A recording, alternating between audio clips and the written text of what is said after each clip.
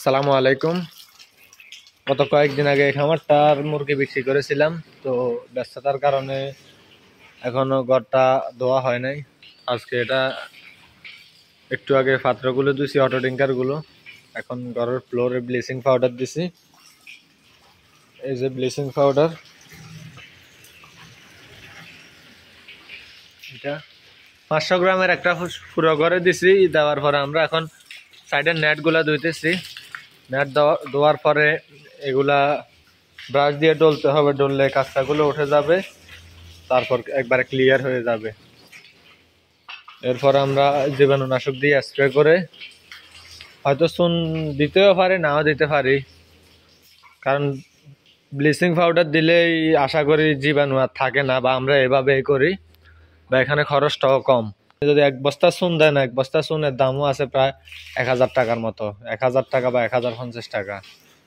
তো ওই ক্ষেত্রে ব্লিচিং পাউডার দিয়ে ধুয়ে ফেললেই হলো।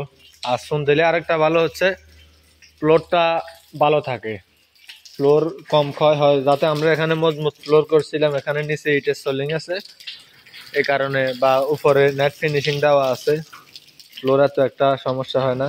এটা 1 বছরের উপরে হয়েছে ঘর, এখনো কিন্তু একবারে ভালো ফিনিশিং আছে। তো এই অবস্থা।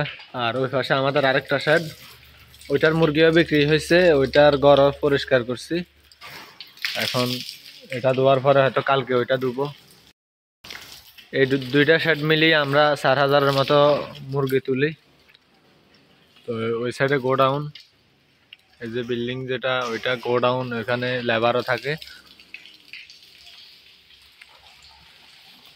তো আবার আমাদের সালে ঝর্ণাও লাগানো আছে, ঝর্ণারও একটা ভিডিও দিব। হয়তো এখন শীতকাল যে কারো প্রয়োজন নাই, তবে গরমকালে এটা অত্যন্ত প্রয়োজনীয় একটা জিনিস, সালের উপরে ঝর্ণার বিষয়টা।